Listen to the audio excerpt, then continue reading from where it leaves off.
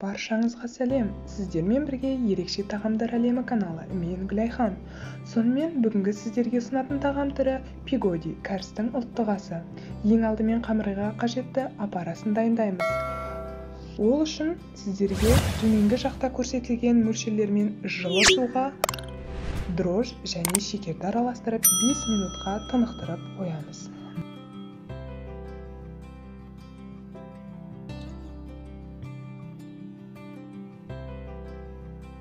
Бес минутта тыныштықта тұрған апарамыз көтерілді, өздеріңіз көріп тұрғандай.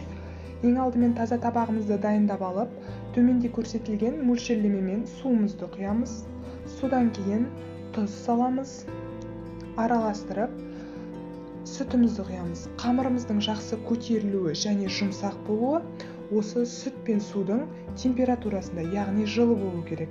Содан кейін апараны құямыз, барлығын жақсы араластыра отырып, осы қоспаға 3 ас қасық шемшкі май, яғни подсолнечный майды қосамыз.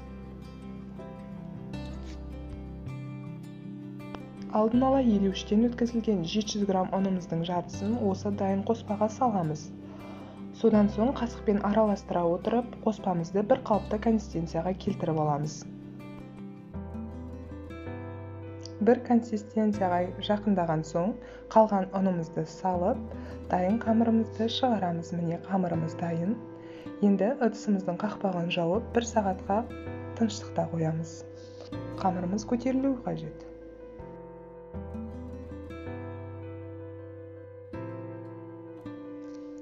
Қамырымыз көтеріліп дайын болғанға дейін салмамызды дайындай берсек болады. Бізге қажетті заттар пияз, орамжапырақ, фарш және сұйық май. Пиязымыз бен орамжапырағымызды өзімізге ұнайтын көлемде турап дайындай берсеңіздер болады.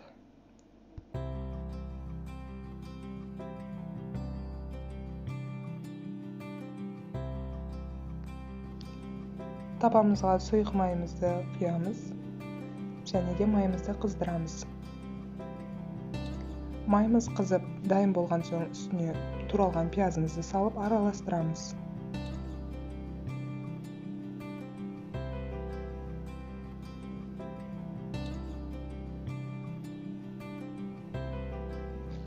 Пияз сәл жұмсарып қызарғаннан кейін үстіне орамжапырақты саламыз.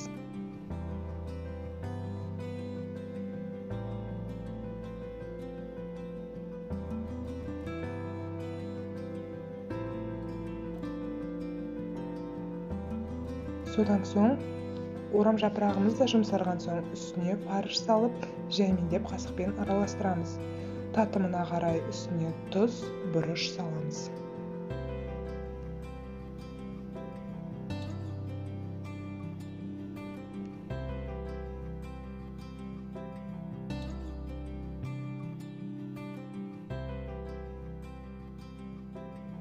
Вуаля, міне осылайша салмамыз дайын болды.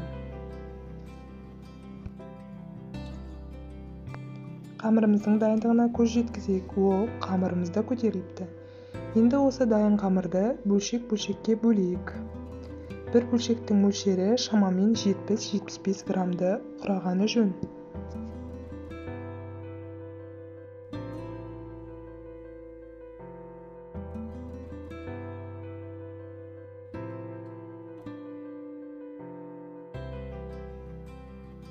Бөлшектерімізді алып оқтаумен жайып, дайындап аламыз.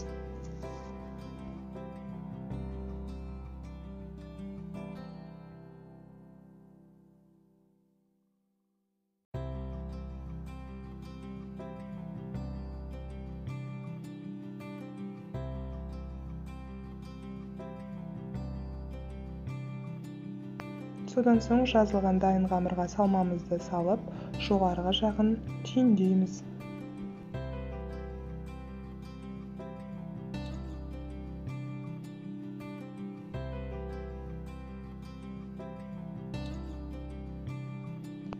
Түйінделген дайын пигодиларды манты қазанның майланған листтарына саламыз.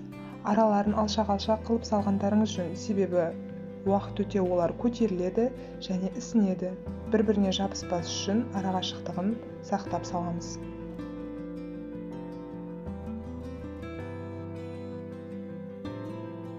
Пигоди пісірудегі маңызды сәттердің бірі манты қазандағы судың температурасы. Ол салқын, қайнамаған болуы қажет. Сол салқын күйінде манты қазанға листтарды салып, қақпағын жауып, газды қосамыз. Судың қайнауына шамамен 15 минут уақыт кететін болса, буына 40 минуттай піседі. Осылайша біздің пигодиларымыз дайын болады. Қараңыздаршы, топ-томпақ, жып-жұмсақ, өте дәмді болып шықты. Арасы да оңай ашылады. Ол не үшін дейсіздер ғой? Оның өзіндік құпиясы бар. Соевый соусты жарты шай қасық құямыз, ылғалдылығы үшін, дәмділігі үшін, және де маркавча салатын молырақ саламыз. Маркавча салатының рецептісі келесі видеодан қарап алсаңыздар болады.